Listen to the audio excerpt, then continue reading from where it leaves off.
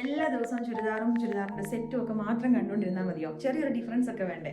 അപ്പൊ ഈ ഒരു സെറ്റ് എന്ന് പറയുന്നത് നമ്മുടെ ഷോർട്ട് കോട്ട് സെറ്റ് നമ്മുടെ ഷോപ്പ് കളക്ഷനിൽ വന്നതാട്ടോ. പിന്നെ ഇത് എൻ്റെ +2ലെയും എൻ്റെ കോളേജിലെയൊക്കെ ഫ്രണ്ട്സിനൊക്കെ അറിയായിരിക്കും. ആ സമയത്തൊക്കെ ഞാൻ സ്പെക്സ് യൂസ് ചെയ്യുന്നുണ്ടായിരുന്നു. അത് കഴിഞ്ഞ് ചെറിയ തലവേദനയും പ്രശ്നങ്ങളൊക്കെ ആയപ്പോൾ പിന്നെ വീണ്ടും ഒന്നുകൂടി ഇത് കയറിയിട്ടുണ്ട്.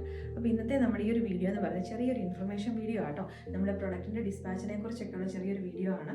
അതിന്റെ റീസൺ എന്ന് പറഞ്ഞു കഴിഞ്ഞിട്ടുണ്ടെങ്കിൽ നമ്മുടെ ആദ്യ കാലത്ത് ഫ്ലോറൻസ് സ്റ്റാർട്ട് ചെയ്ത സമയത്തൊക്കെ നമ്മുടെ ഡിസ്പാച്ചിങ് എന്ന് പറഞ്ഞു കഴിഞ്ഞാൽ സെയിം ഡേ അതല്ലെങ്കിൽ മാക്സിമം നെക്സ്റ്റ് ഡേ തന്നെ നമ്മൾ ഇവിടുന്ന് ഡിസ്പാച്ച് ചെയ്യുമായിരുന്നു. ആ സമയത്തൊക്കെ എന്ന് പറഞ്ഞാൽ നമ്മുടെ ട്രേഡിങ്ങിന് അതല്ലെങ്കിൽ നമ്മൾ കോൺട്രാക്ട് ബേസിലൊക്കെ വേറെ യൂണിറ്റുകളിൽ നിന്നൊക്കെ നമ്മൾ ചെയ്യിപ്പിച്ചിട്ട് കൊണ്ടുവരുന്ന സമയത്ത് നമ്മളത് എടുത്ത് വീഡിയോ ചെയ്യുന്നു, ആ പ്രൊഡക്റ്റ് തന്നെ നമ്മൾ ഡിസ്പാച്ച് ചെയ്യുന്നു. അങ്ങനെ ഒരു ഇതായിരുന്നു. ഇപ്പം എന്ന് പറഞ്ഞു കഴിഞ്ഞിട്ടുണ്ടെങ്കിൽ നമ്മുടെ യൂണിറ്റിലെ നമ്മുടെ സ്റ്റിച്ചിങ് യൂണിറ്റിലെ വർക്കേഴ്സ് എല്ലാവരും തന്നെ വെസ്റ്റ് ബംഗാളുകാരാണ്. അപ്പോൾ അതിനകത്ത് അവർ ആദ്യത്തെ നമ്മുടെ ഒരു ചെറിയ പെരുന്നാളിന് പോയി കഴിഞ്ഞപ്പോഴത്തേനും പുറകെ ഇലക്ഷൻ വന്നു. അത് കഴിഞ്ഞപ്പോഴത്തേക്കിനും അടുത്ത പെരുന്നാൾ വന്നു. അങ്ങനെ അവർ കുറേ പേര് അവിടെ ലോക്ക്ഡായി. അങ്ങനെ നമ്മൾക്ക് ഉള്ള വർക്കേഴ്സിനെയൊക്കെ വെച്ച് നമ്മൾ ചെയ്യിപ്പിക്കേണ്ടതൊക്കെ വന്നു. പുതിയ കുറേ പേരൊക്കെ വന്നവരെ നമ്മൾ ട്രയൽ ചെയ്ത് നോക്കിക്കഴിഞ്ഞപ്പോൾ നമുക്ക് ആദ്യത്തെ ആ ഒരു ക്വാളിറ്റി ഒന്നും നമുക്ക് മീറ്റ് ചെയ്യാൻ പറ്റുന്നില്ല. അപ്പോൾ അങ്ങനെ നമ്മൾ കുറേ പേരെ നമ്മൾ പറഞ്ഞു വിട്ടു. നമ്മുടെ ആദ്യം ഉണ്ടായിരുന്ന വർക്കേഴ്സൊക്കെ വരാൻ വേണ്ടിയിട്ട് വെയിറ്റ് ചെയ്തൊക്കെ ആട്ടോ. നമ്മുടെ പ്രൊഡക്ട്സിനകത്തൊക്കെ കുറച്ച് ഡിലേ ഒക്കെ വന്നു. നമ്മൾ എല്ലാ ദിവസവും തന്നെ റെഡി ടു ഡിസ്പാച്ച് എന്നുള്ള ആ ഒരു വീഡിയോസിനൊക്കെ പകരമായിട്ട് 7 വർക്കിംഗ് ഡേയ്സ് ആയി 10 വർക്കിംഗ് ഡേയ്സ് ആയി 10 പറഞ്ഞത് വരെ പിന്നെ നീണ്ടുപോയ സിറ്റുവേഷൻസ് ഒക്കെ ഉണ്ട്. എനിക്കറിയാം നമ്മുടെ ഈ ഒരു ഫ്ലോറൻസ് ഇത്രയും ഈ ഒരു ലെവലിൽ എത്തിയേക്കുന്നത് തന്നെ എന്ന് പറഞ്ഞിട്ടുണ്ടെങ്കിൽ നിങ്ങളുടെ കസ്റ്റമേഴ്സിൻ്റെ സപ്പോർട്ട് കൊണ്ട് മാത്രമോ നമ്മുടെ ഒരു ഓരോ പ്രൊഡക്ട്സിൽ നിങ്ങൾ അർപ്പിക്കുന്ന ഒരു വിശ്വാസം കൊണ്ട് മാത്രമോ. ഇനിയിപ്പോൾ ഒരു കുറച്ച് ദിവസം കൊണ്ട് ലേറ്റ് ആയാലും കുഴപ്പമില്ല, നമ്മൾ ക്യാഷ് റീഫണ്ട് ചെയ്ത് തരാം, ഇങ്ങനെ ഒരു ഡിലേ ഉണ്ട് ഇന്ന റീസൺ കൊണ്ടെന്ന് പറഞ്ഞാൽ പോലും കസ്റ്റമേഴ്സ് പറയുന്നത് വേണ്ട കുഴപ്പമില്ല ഞങ്ങൾ വെയിറ്റ് ചെയ്തോളാം. കറക്റ്റായിട്ട് നമ്മളിവിടെ നിന്ന് എപ്പോഴാണ് നമ്മൾ ശ്രദ്ധിക്കുന്ന ഒരു കാര്യമാണ് കസ്റ്റമർ സപ്പോർട്ട്. അതായത് കസ്റ്റമർ കെയറിൽ നമ്മൾ എന്താണ് നമ്മൾ ആൻസർ ചെയ്യാറുണ്ട്, മെസ്സേജസിന് റിപ്ലൈ കൊടുക്കാറുണ്ട്. അതുകൊണ്ട് തന്നെയായിരിക്കും നിങ്ങൾക്ക് ഞങ്ങളിൽ അത്രയും വിശ്വാസമെന്ന് ഞങ്ങൾ ചിന്തിക്കുന്നത്.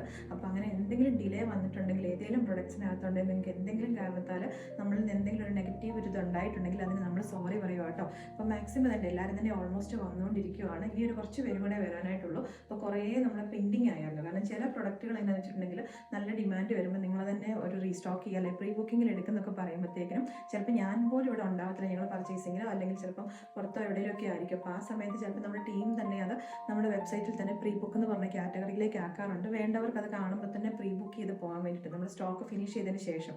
അപ്പോൾ അങ്ങനെയുള്ളവർ ചില കസ്റ്റമേഴ്സ് ആ പ്രീ ബുക്ക് എന്നുള്ളതൊന്നും കാണാറില്ല, ആദ്യത്തെ ആ ഒരു വീഡിയോ കണ്ടു. അപ്പോൾ ഞാൻ ചിലപ്പോൾ ഈ ട്രിപ്പോ അല്ലെങ്കിൽ ഇതൊക്കെ കഴിഞ്ഞ് വന്നതിന് ശേഷമായിരിക്കും പ്രീ ബുക്കിങ്ങിൻ്റെ വീഡിയോ ചെയ്യുന്നത്.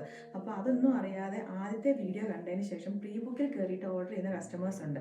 നമ്മുടെ ഇതിൽ എല്ലാത്തിലും നമ്മൾ ക്ലിയർ ആയിട്ട് മെൻഷൻ ചെയ്തിട്ടുണ്ട് എല്ലാത്തിൻ്റെയും ഡിസ്പാച്ച് ഡേറ്റ് എത്ര ദിവസമാണെന്നുള്ളത്. അപ്പോൾ ഈ 30 വർക്കിംഗ് ഡേയ്സ് ഒന്നും കാണാതെ ആദ്യത്തെ വീഡിയോയുടെ താഴെ 7 ഡേയ്സ് ആയിരുന്നല്ലോ എന്നൊക്കെ പറഞ്ഞിട്ട് കസ്റ്റമേഴ്സ് ചിലപ്പോൾ ഇഷ്യൂസ് ഉണ്ടാക്കാറുണ്ട്. അപ്പോൾ നമ്മുടെ എല്ലാ വീഡിയോസിൻ്റെയും താഴെ ഡിസ്ക്രിപ്ഷനിലും ഉണ്ട്, വെബ്സൈറ്റിൻ്റെ ഡിസ്ക്രിപ്ഷനകത്ത് നമ്മൾ ക്ലിയർ ആയിട്ട് കൊടുത്തിട്ടുണ്ട് ഓരോ പ്രൊഡക്ട്സും നമ്മൾക്ക് ഇവിടുന്ന് എത്ര ദിവസം കൊണ്ടാണ് ഡിസ്പാച്ച് ചെയ്യുന്നതെന്ന്. അതിനകത്ത് തന്നെ ഡിലേ വന്നിട്ടുണ്ടെങ്കിൽ നിങ്ങളിവിടെ വിളിച്ചാലും നമ്മൾ ക്ലിയർ ആയിട്ട് നമ്മൾ ആൻസർ ചെയ്യാറുണ്ട്. അത് ഇന്ന കാരണം കൊണ്ട് നമുക്ക് ഡിലേ വന്നെന്നൊക്കെ പറഞ്ഞിട്ട്.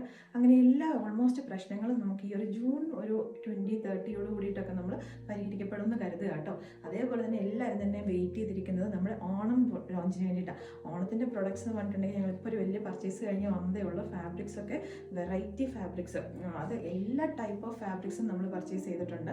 ഒരുപാട് പുതിയ കളക്ഷൻസ് ആയിട്ടായിരിക്കും നമ്മൾ ഓണം ലോഞ്ച് ചെയ്യുന്നത്. അതേപോലെ തന്നെ എല്ലാ കസ്റ്റമേഴ്സിൻ്റെ അടുത്തൊരു പരാതിയാണ് നമ്മൾ എല്ലാ വർഷവും കിഡ്സിൻ്റെ ലോഞ്ച് ചെയ്യുമ്പോൾ ഭയങ്കര ഡിലേ ആവാറുണ്ടെന്നുള്ളത്. ഓഗസ്റ്റ് എൻഡിലേക്ക് ഇപ്രാവശ്യം ഓണം വരുന്നത്. ജൂലൈ ഫസ്റ്റ് വീക്കോട് കൂടി തന്നെ നമ്മൾ ഓണത്തിൻ്റെ പ്രൊഡക്ട്സ് ലോഞ്ച് ചെയ്യുന്നതായിരിക്കും. അത് കിഡ്സും നമ്മുടെ അഡൽട്സിൻ്റെയും അതേപോലെ തന്നെ ടീനേജിൻ്റെയും ഇൻക്ലൂഡിങ് നമ്മൾ എല്ലാം തന്നെ നമ്മൾ ഓൾമോസ്റ്റ് ആ ഒരു സെയിം ഡേറ്റിൽ തന്നെ ലോഞ്ച് ചെയ്യുന്നതായിരിക്കും കേട്ടോ. അപ്പോൾ നമ്മുടെ പ്രൊഡക്ട്സിനൊക്കെ വേണ്ടിയിട്ട് എല്ലാവരും വെയിറ്റ് ചെയ്തിരിക്കുക. നിങ്ങൾക്ക് പെൻഡിങ് ഉള്ള പ്രൊഡക്ട്സുകളെല്ലാം തന്നെ ഈ ഒരു കമ്മിങ് വീക്കോട് കൂടിയിട്ട് അല്ലെങ്കിൽ നെക്സ്റ്റ് വീക്കോട് കൂടിയിട്ട് നമ്മൾ ഇവിടുന്ന് ഡിസ്പാച്ച് ചെയ്ത് തീർക്കുന്നതായിരിക്കും. അപ്പോൾ ഇത്രയും ഞങ്ങളെ സപ്പോർട്ട് ചെയ്ത എല്ലാ കസ്റ്റമേഴ്സിനും ഒരുപാട് താങ്ക്സ്. പിന്നെ ഞാനിപ്പോൾ ഇട്ടേക്കുന്ന മോഡലിലുള്ള കോൺസെപ്റ്റുകളൊക്കെ ഒരുപാട് വരുന്നുണ്ട്. കുറേ വെറൈറ്റി ഫാബ്രിക്സും വരുന്നുണ്ട്. ഇത് ആക്ച്വലി ഒരു ഇമ്പോർട്ടൻറ്റ് ടൈപ്പ് ഓഫ് ഒരു ഫാബ്രിക്കിനകത്ത് വന്നായിരുന്നു കേട്ടോ. അപ്പോൾ എല്ലാവരും വെയിറ്റ് ചെയ്തിരിക്കുക.